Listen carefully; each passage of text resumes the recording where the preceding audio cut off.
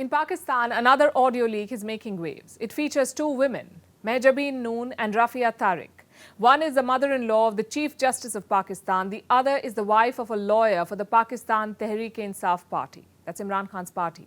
So the Chief Justice's mother-in-law is said to be talking to the wife of an opposition lawyer. Whichever way you look at it, it's a murky affair. And questions are being asked on all sides. It's making national headlines. The government supporters ask, why was this conversation taking place at all? The opposition asks, why was this conversation being recorded and why has it been leaked? Now, let me give you some context. The Chief Justice of Pakistan is hearing some important cases, and they involve the government. The judge recently gave an order to the Election Commission of Pakistan. He said elections in the Punjab province must be held on the 14th of May.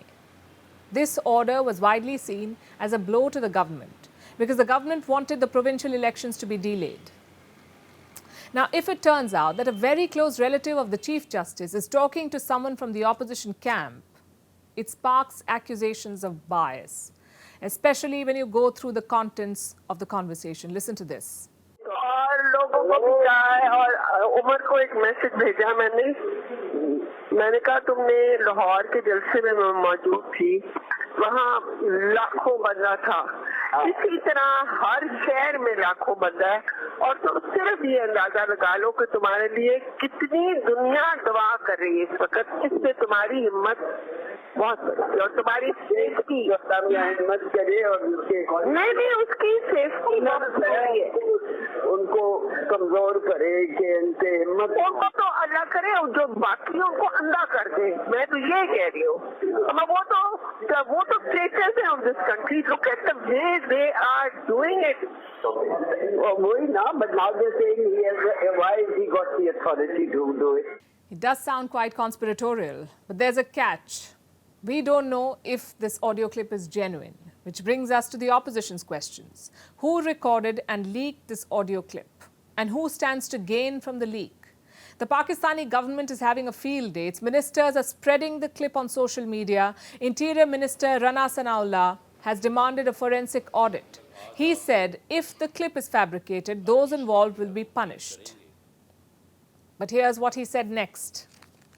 And let me quote from his statement.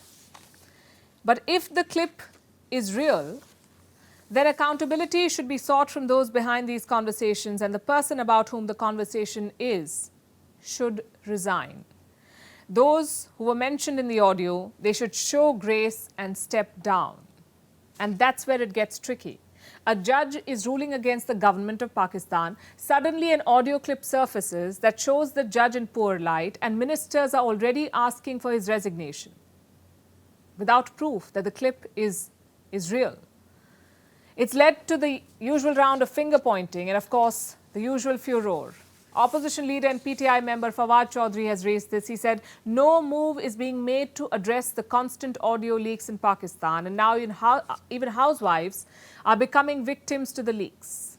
He also said that illegally tapping calls is a punishable offence. All very sanctimonious, never mind the fact that the PTI was happy to jump on leaks when it suited them. You see, Pakistani audio leaks started last September. The private conversations of various high-profile leaders have been leaked.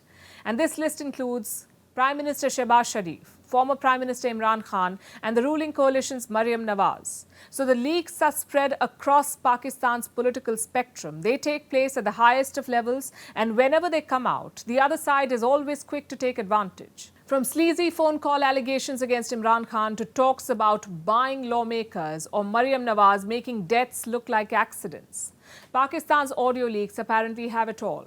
No wonder the law does not seem to deter the leakers, and it also makes you question the security apparatus. Honestly, what are they doing?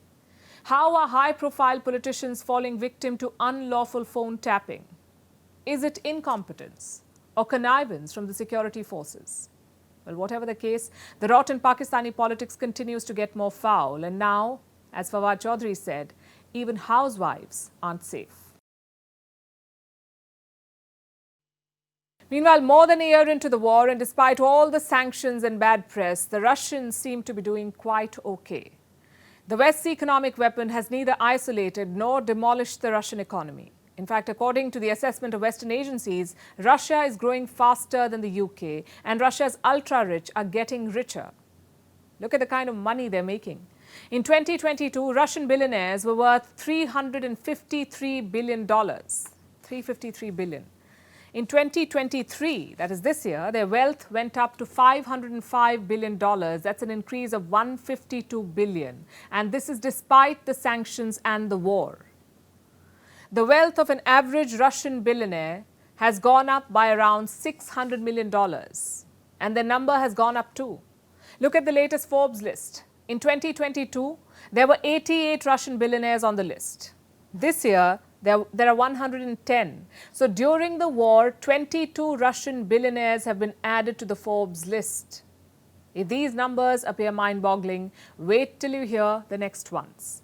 The Forbes list includes sanctioned Russian billionaires as well. Do you know how many there are? 46. 46 out of 110 are sanctioned individuals. They're blacklisted by the US, the UK and the European Union, but their wealth is growing. How did this happen? What's driving the wealth of Russians? We made a list of factors that are at play. And first among them are the sanctions themselves. They're supposed to punish individuals or entities, but the impact of sanctions is overestimated. The second factor at play is the rise in commodity prices. Russia's richest make most of their money from selling commodities. I'm talking about things like oil, metals and natural resources. They became expensive after the war. The war and the sanctions led to shortages, so the prices went up, and the Russian oligarchs milked this crisis. Their businesses remained immune to the sanctions and they kept making money. In fact, the rich list has more clues. The new Russian billionaires came from a wide variety of businesses. They've made their money in snacks, supermarkets, chemicals and pharmaceuticals. And these are businesses driven by domestic demand, and this is another sign the Russian economy is still working because domestic demand remains high. Russians are still spending money. Remember, this is not the first time they're facing economic sanctions. A lot of them have seen this before. In 1974, for instance, the US wanted to punish Soviet Russia. President Gerald Ford was in the White House then, and he wanted to punish Moscow over human rights, so he imposed trade restrictions. They were called the Jackson-Vanik Amendment. Then, in the late 1970s, the Jimmy Carter administration sanctioned the Soviet Union. This was over the war in Afghanistan. These sanctions ranged from a grain embargo to export controls and technology, also restrictions on bilateral cooperation and a boycott at the Olympics. To some extent, the isolation campaign worked. But this time, it's not working. Since the war began in Ukraine, the West has slapped over 11,000 sanctions. More than 11,000 in a year. They've frozen some $300 billion of Russia's foreign reserves. But how much has it helped? Russian billionaires are still making money and the Russian economy is still growing. Like I said, it's doing better than the UK. That's what the IMF said earlier this year, that Russia is doing better than the UK. So have the sanctions failed completely? Well, yes. If we look at their political goal, Russia is neither isolated nor persuaded to end the war. You see, the goal of sanctions is to change the behavior of nation states. That's one measure of their success. And on that count, the sanctions against Russia have failed. I have news for you, and for a change, it's not about war or an impending recession or a virus. It's more personal, and it's good news.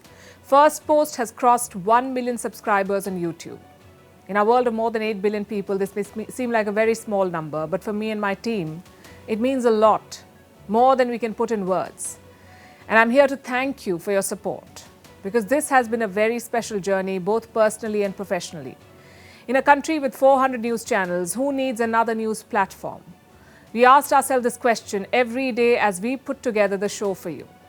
Why should you watch us? Why should you subscribe to us? We think of this every day. When we started in January, we had less than 200,000 subscribers. It was a very, very small base, but you cheered us from the word go.